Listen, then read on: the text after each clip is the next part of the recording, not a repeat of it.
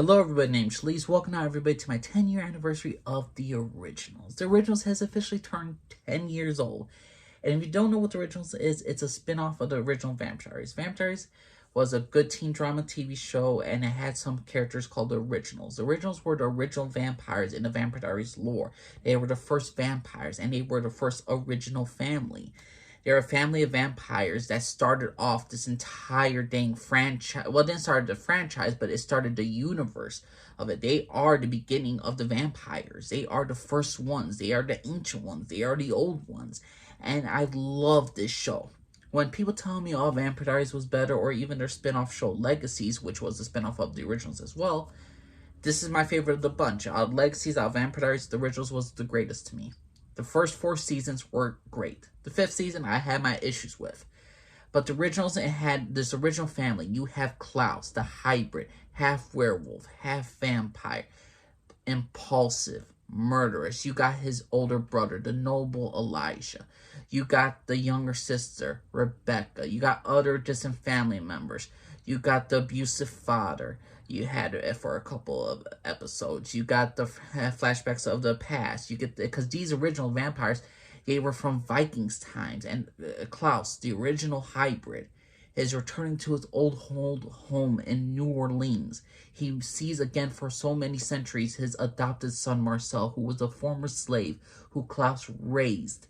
This show dealt with so many dark issues about trauma, about abuse, about family, about love, about loss, about there's so many great things about the show, about what it means to have children, what it means to have of how children can make someone better into a better human being, and what our parents are willing to do to protect their children. I always loved the entire supernatural lore of the Vampire Diaries. The witches of New Orleans, they're a coven of witches, they're a faction, there's a human faction, there was a werewolf faction in New Orleans. There is the vampire faction. Klaus is trying to regain the kingdom in Season 1. Season 2, he has family civil war.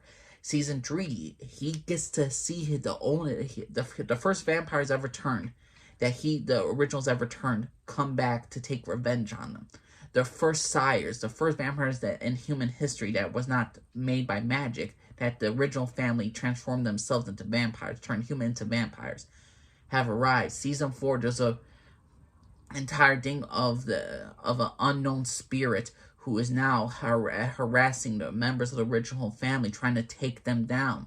Season 5, and I don't really get into the details of Season 5 because I really don't like Season 5 because I feel like Season 5 of the originals was a setup. It was a total setup, a total rush ending for the Legacies TV show 3rd season, which only lasted Legacies TV show, which was the 3rd series, which only lasted 4 seasons. I love the originals. I love Klaus. I love Elijah and their relationship. I love Klaus and his romantic relationships. I enjoy Haley, the mother of Hope. I love Hope Michelson. I love Cole. I love Finn. I love Rebecca. I love Marcel. I love Davina. I love all of these characters. I love most of their storylines. Camille is a great character as well. A vampire that has a therapist. That's a new one. And the show wasn't a teen bopper love drama, love story of like a girl must choose between 2 brothers and all that stuff. It ain't no Twilight, there ain't no freaking Vampire Diaries. We don't need that stuff. The originals is all about family, love, and loss. And what is the inner demons of each family member? Are they all good? Are they all bad? Will they grow? Will they grow better? They have some of the greatest quotes in TV history. Klaus is probably the best villain and anti-hero for the he's not even anti-hero, he's a straight up villain, but a villain that we love to watch. He's one of the greatest vampire TV show characters of all time. He's one of my personal favorite TV show characters of all time. I love this show. I love it when I was younger, when I was watching Vampire Diaries, I was like, man, I really want an original spinoff, and then it happened.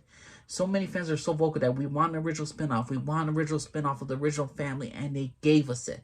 And they were going to kill this character Klaus off in Season 2 of Vampire Diaries, and they gave him his own show with his own family about their past, their history, and I absolutely loved it.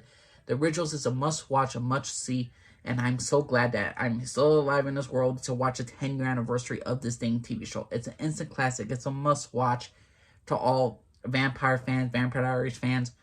just definitely go check it out. This, if you're not into teen drama, you don't need to go in to see Vampires. If you're really into teen drama, you could definitely see Legacies. But if you want an adult show, to really sink your teeth into a show that really deals with so many different subject matters, it deals with so many issues and so many different events in just in human life or for mortals and immortals, I absolutely love this show. So what's your personal opinion of The Originals? You think it's a great first season? I mean, you think great first season. Do you think it's a great show? You think it's a terrible show?